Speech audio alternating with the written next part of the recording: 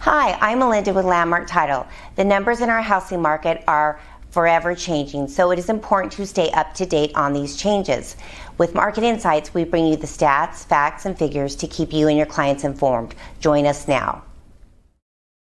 Welcome, everybody, to the April message of Market Insights for the Arizona Metro Phoenix marketplace. Always appreciate Landmark's help and insight. Hope this information lands to you and becomes valuable in your day-to-day operation as a buyer agent or a listing agent. Let's get to work, Sarah. Our agenda today, we're going to do some updates about a variety of things from a national standpoint, and then we're going to get into the Maricopa County numbers for the heart of things, and then we'll, at the very end, once again, have about 18 cities broken out into 2 slides for the infographic and the atomic level detail graphic. Sarah, next. So this is fast facts for April 1st. This is as of the 1st. So please know, in Maricopa County, we had 10,474 homes. We closed 6,205. Clearly, that's up from the previous months and set a pretty nice record. On the 1st, our absorption rate was 54.23%. Now, ladies and gentlemen, go back 60 days, our absorption rate was right around 25%. Last month, beginning of March, we were at 34%. Our burn rate, our absorption rate is at 54 on the 1st. Today, it is at 58.5. So thanks for working hard out there, getting houses under contract and moving forward. Coming soon at 450, that's for all of Maricopa County. Interest rates, we're still having a little bit of challenge with inflation. So interest rates are still hovering sometimes in the 7% range. Ladies and gentlemen, please know our average sale price jumped about $22,000 from where it was a year ago. Right now, we're at $545,586 average sale price for all of Maricopa County. Sarah? Want to share with you some news at the national level. There's, again, I love John Burns' concept from his book, Big Shifts. There are 4 key influences in our marketplace. We have the economy, we have the political environment, we have societal changes, and we have technology. And so I'm giving you this initial message from Inman, and it's talking about the National Association of Realtors. And there's been some lawsuits happening behind the scenes for a number of years, but this past week, the attorney working on this from the federal area allowed this class action suit to continue. And this is how Inman News reported it. It's a multi-billion-dollar bombshell. Next slide, Sarah. Now, this is what they're talking about happening after this lawsuit takes place. There is a market correction. There's lawsuits, there's prop tech, and there's a messy fallout from the pandemic. Ladies and gentlemen, this is from John Burns' information. I'm sorry. This is from John Burns. And this is their quick summary of what's happening that falls right in line with their book, Big Shifts Ahead. Next, Sarah. So this is the interpretation for that same lawsuit done by Stefan Swanepoel and his latest newsletter. It's electronic, called realestatenews.com. Now, both Inman and Real Estate News have a cost. They're both under $300 a year, but this is their interpretation of the lawsuit from Real Estate News. It's a little calmer, it's a little less dramatic, it's a little less National Enquirer-esque. But these are some of the key points down below. The moral case is now an action covering thousands of home sellers across the country. This lawsuit started with one seller, and now it's being class actioned up for probably in the 2019 or 2017 year. I should be very accurate on that. But they're looking at a class action lawsuit that includes every transaction in every MLS for more than 4 or 5 years. All of a sudden, that gets to billions of dollars really quick. Ladies and gentlemen in the audience, you need to know this is happening. You need to know that this is happening at the National Association level. And if you've ever heard of RAPAC and how you can donate dollars to their lobbyists and things like that, ladies and gentlemen, they're working hard with every dollar they have. And it's never been more important than now to participate if you can. Next, please. This is an interpretation of some key companies and growth. So there's shift in the fundamentals between 21 and 22. This is done by Michael Del Perrette, MikeDP.com. Ladies and gentlemen, he has several reports like this. He does a great job of looking at a variety of companies and just looking at the transaction volume of these major companies. AXP is up 12% from where they were a year ago. Next. This is an interpretation, ladies and gentlemen, a marketing piece from Michael Del Perrette in his most recent presentation. It just came out this week, by the way. But an example, Redfin shuts down its iBuyer program and is slashing 13% of its workforce. This is just what's happening at the national level. If you ever feel like somebody's moving your cheese in the local marketplace of Metro Phoenix, please know there are big shifts happening at the national level. Next, Sarah. This is an example of existing home sales. This is an important one when you're doing forecasting. What you're seeing here, ladies and gentlemen, in 2023 at the national level, they're anticipating about 4.5 million transactions, not the unusual year of 2021 where we were over 6 million transactions. 4.5 is still pretty competitive in the grand scheme of things, but it is going to be down. Now, another thing that's out there that I want to just get on the field for you right now is this. What we're seeing in the marketplace is there are people out there that really do need a home. They just moved here. They've got a family. They've got twins on the way. They need to upgrade. They might be moving into an assisted living home and need to sell their home. Ladies and gentlemen, there are people in the marketplace that are very purposeful. Very purposeful. And our job is to get out there and work with the people who are motivated and want to work. Now, there are other people out there that follow the market. Oh, I'm going to be part of the spring listing season and list my house in the spring because there's more buyers in the spring. Or I'm going to buy in the spring because there's more listings available. And they follow the market. They're market-driven versus purpose-driven. Now, because of the complexity with what's happening in politics, what's happening with the economy and war and Roe versus Wade and water is a good news for us. We've had a lot of rain, our water is up. That's a good thing. But with all those indicators, ladies and gentlemen, the market-driven people are more likely to be the ones on pause or look at a lot of houses like, oh, I just need to keep thinking. It is the purpose-driven people that are saying, yes, I like it, I want it, write the contract. Next, Sarah. This is another example of what's happening societally. Baby boomers are back. They a lot of times have a lot of equity in their homes. They aren't waiting for the lowest interest rates, and they're taking over the #1 spot over millennials as the greatest home buyers in the marketplace right this minute. Now, this is coming out of the National Association of Realtors, and existing home sales surged 14% in February, ending a 12-month decline. Ladies and gentlemen, this is out of the National Association of Realtors.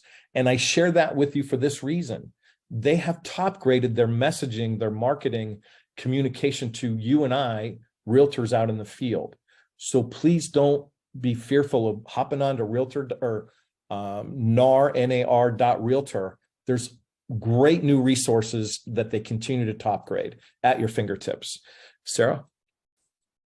Okay, this is one more example of the National Association of Realtors. I did get the chance to see Lawrence Yun speak 10 days ago in Seattle. But this is a quick overview of the index.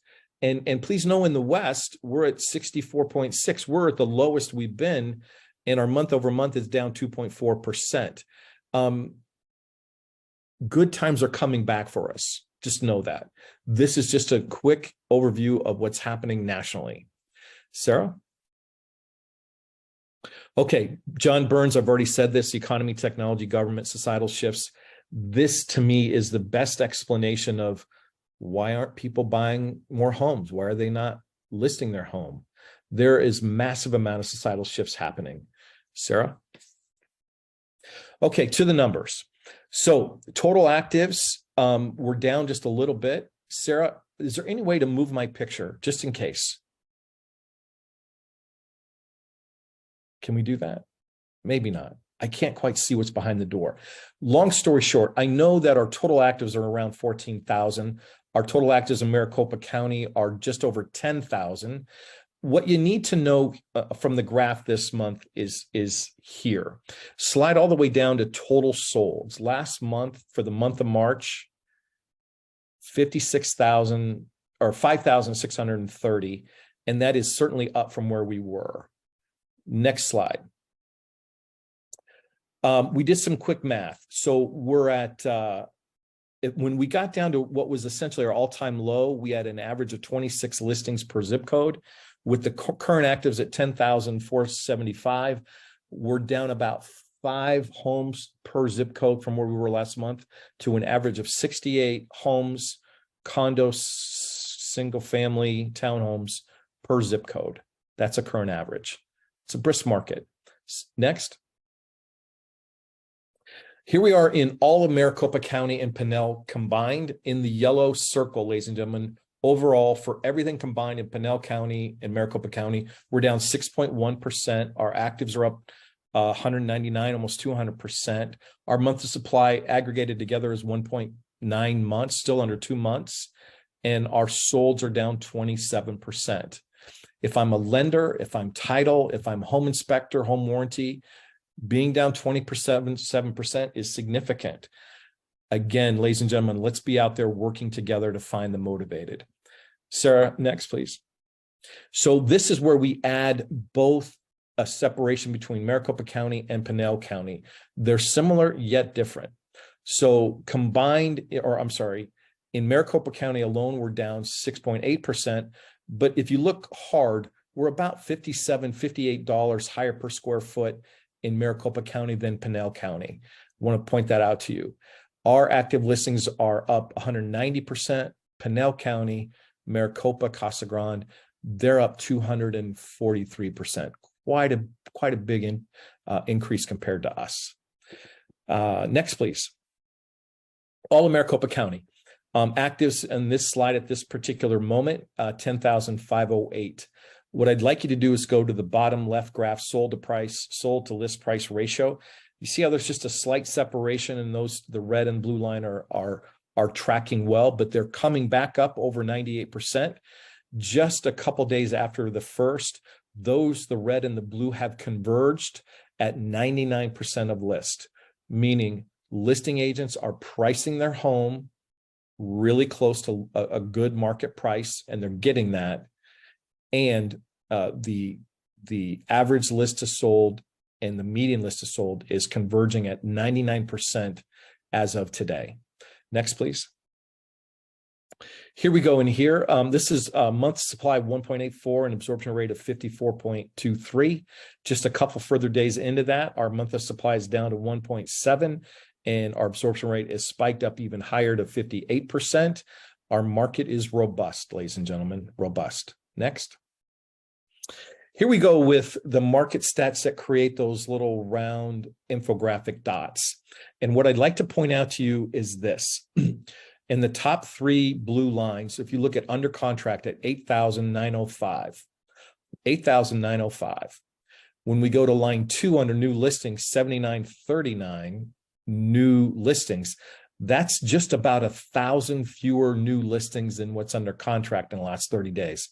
Ladies and gentlemen, if we keep this up, our month of inventory is going to get to one month pretty quick, and our absorption rate is going to go from 58 to 70 really quick if we don't get more homes listed. So that is the biggest takeaway on that graph, ladies and gentlemen. Next, please. Here we are with active residential listings in Maricopa County. This is 10,508, and we're just seeing the natural progression down.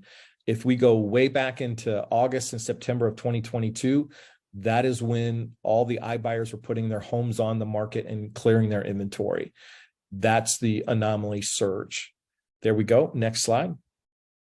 Here we are with under contract. Ladies and gentlemen, we're just shy of that 8,000 run rate that we really like to enjoy this time of year. And again, if we pull out the market-driven folks and just look at the purpose-driven folks, boy, we're doing very well. I'm proud of all the real estate agents, realtors out there working hard and doing a good job. We're out there working. Next, please. Here we are with close. This is the biggest close month that we've had in several months, all the way almost back to June to get a May, June of last year to get even close to this. So we're all figuring out seller contribution. We're figuring out gifts and different ways to buy the home. Cash has never been more of a king than it is right now. And it seems to be working.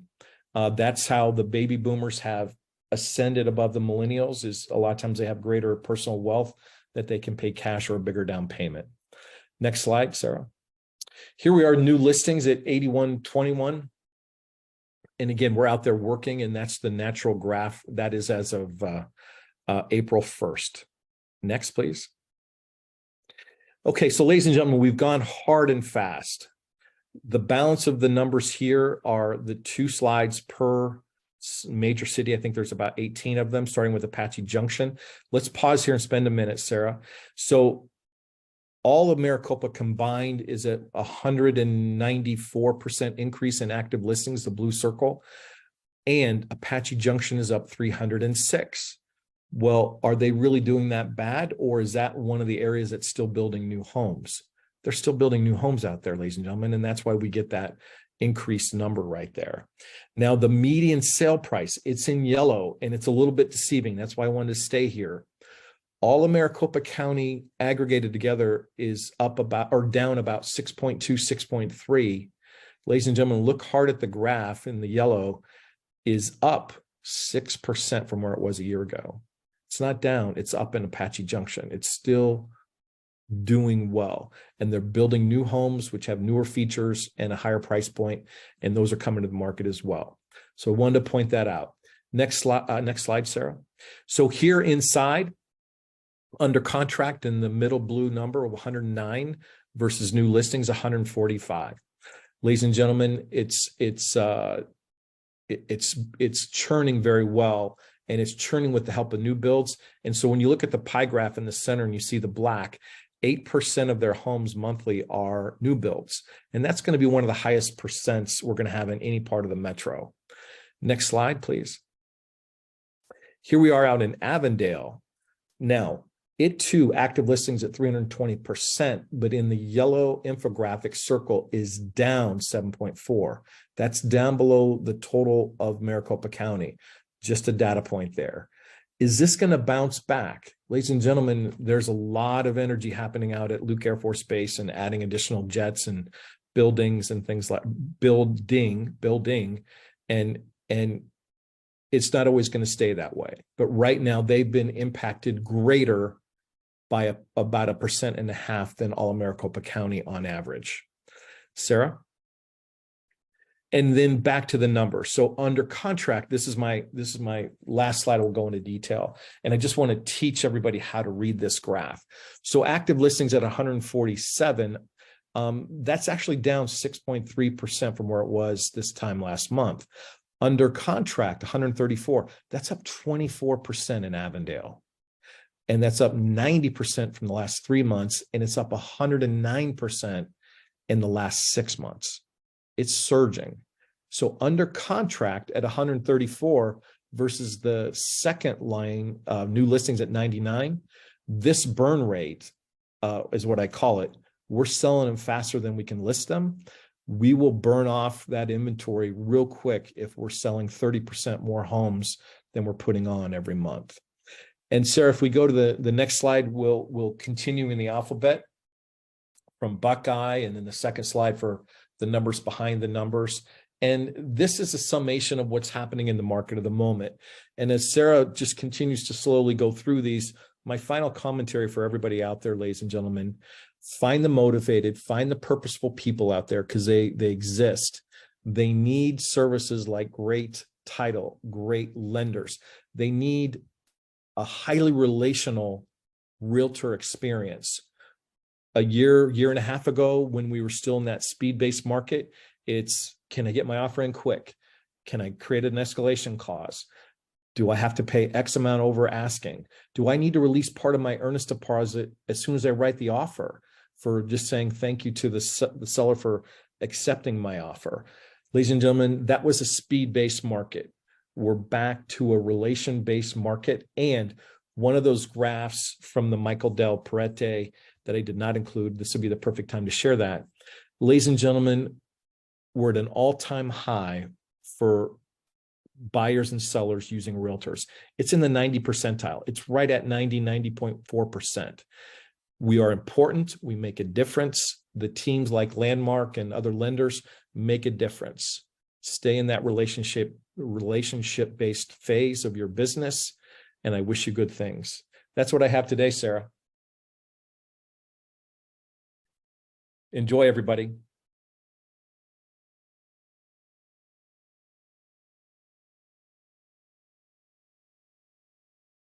Thank you for watching. Join us every month on Market Insights to be the realtor in the know.